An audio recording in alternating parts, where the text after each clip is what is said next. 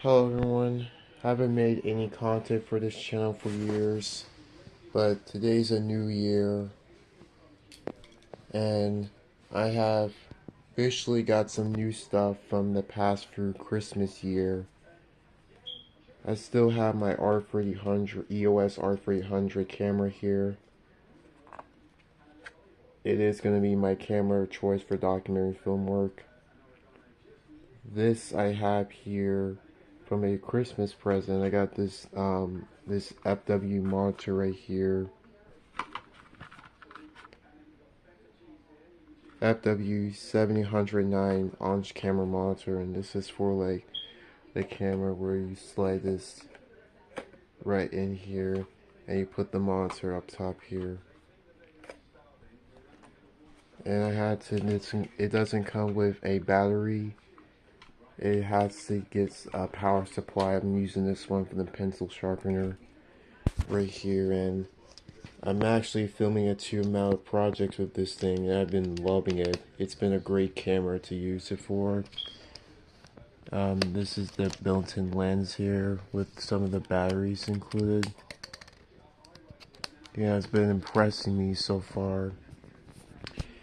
And my backpack right here is Moncio backpack, or that's what it says here, Moncio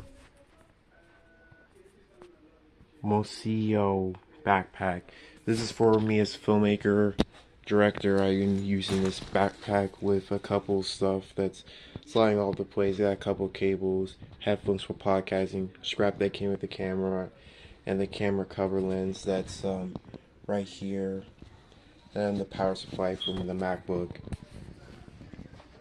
So I wanted to show you the actual setup of this to see how it actually did it.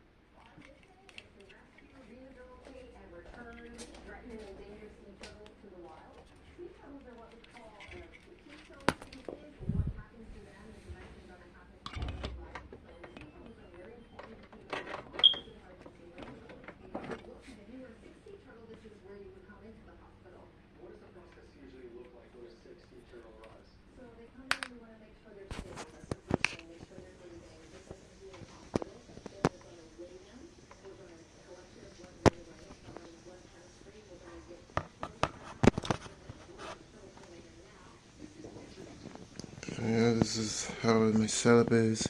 Right now I'm just trying to look for a HDMI cable and a battery for this. But this is so peak. It's like this setup right here is what I meant to be as a little director. I watched a couple of Cindy Daly's videos and that would inspire me to do this.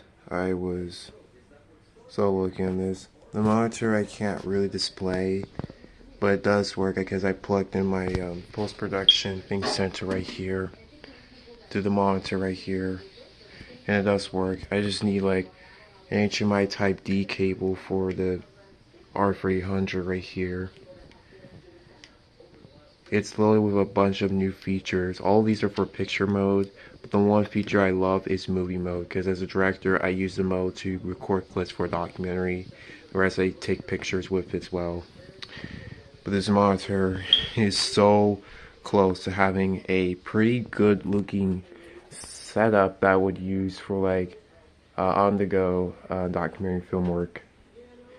It is like something I never expected. And on the side of the ports, it takes HDMI AV microphone out from the other ports at the side here of the monitor. Wait.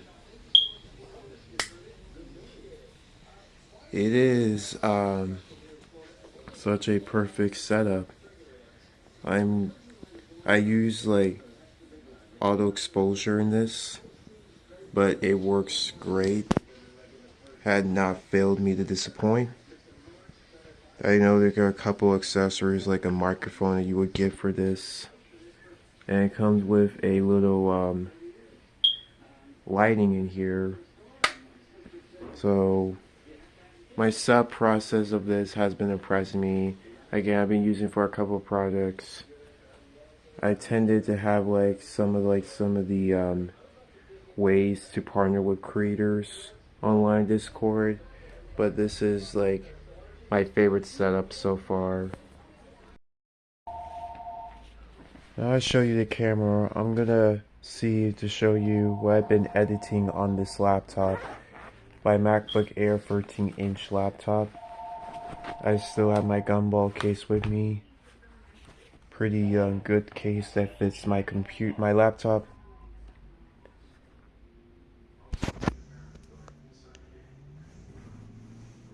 So I've been using DaVinci Resolve, and you might think this is just for the YouTube channel itself, but I'm using it to edit movies now because I am a director and I do think this is probably the best program to use.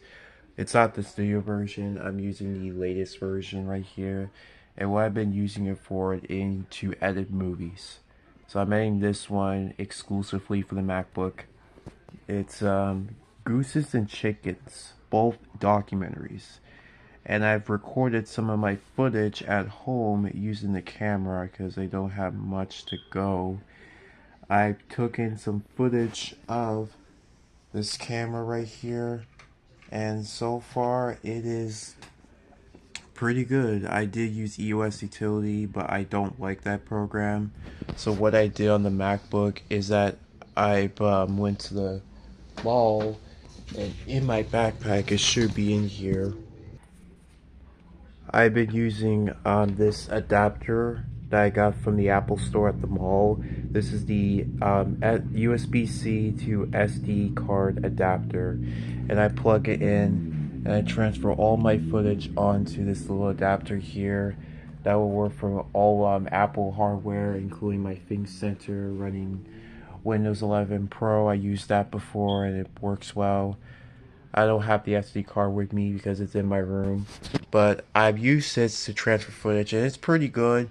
It did just fine. I was able to edit a movie on here, which I've decided to make up with because the decline of Hollywood and what I've been hearing about Antonio and Quietimation, it's beyond me. So I'm going to start my own company at home. You guys already know that. The LUTs I use is probably the best part about the software. I use some LUTs in these movies. I'm using like this LUT here, which is DCI-P-free Kodiak 200 2830 D60. I like this LUT. It makes it more nicer in this one. It looks pretty crisp, and of course I have a bunch of settings I can adjust the coloring to my liking. I'm going to show you the next movie that has that as well. This is Mark and Other Chickens, my other documentary movie I'm working on.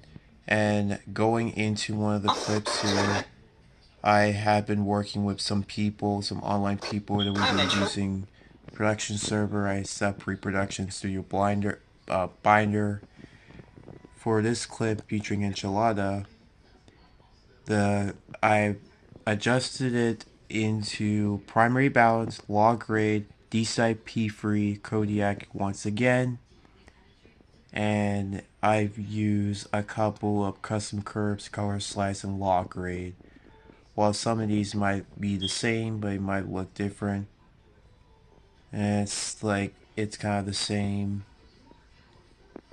It's the same one. I've been using LUTs to adjust my footage in these projects, so it looks really nice, especially when I'm filming a documentary. These two hasn't been finished because I started working on these. But yeah. So with this camera right here, I highly recommend this camera.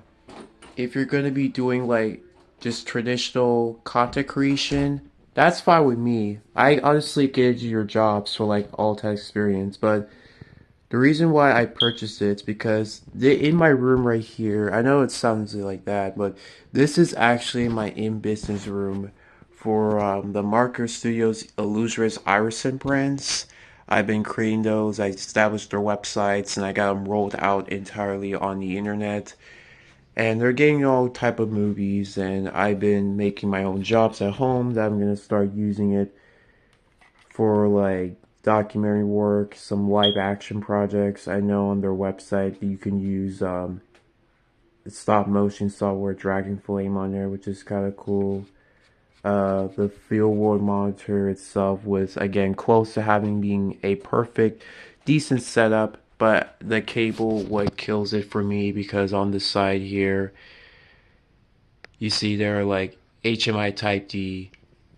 Without HMI Type D cable, I'm not going to be able to like get the monitor to recognize it.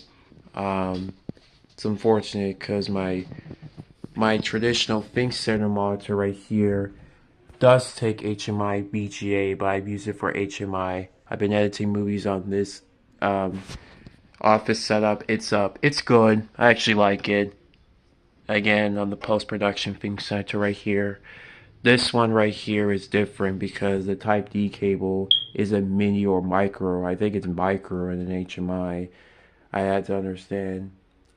And I know there's like rigs and like a handle for some of the monitors right here, but I'm not sure if we'll like gonna get those or not. The Sunpack tripod's been pretty good. I've been using it for again documentary film work.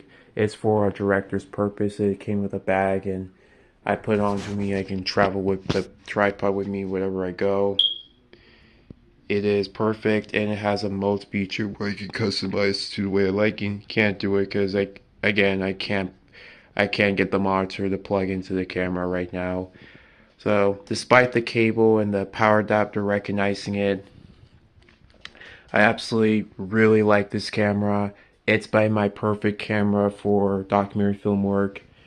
And Discord hasn't been great, but there's been some pretty ugly stuff on there I don't like about it.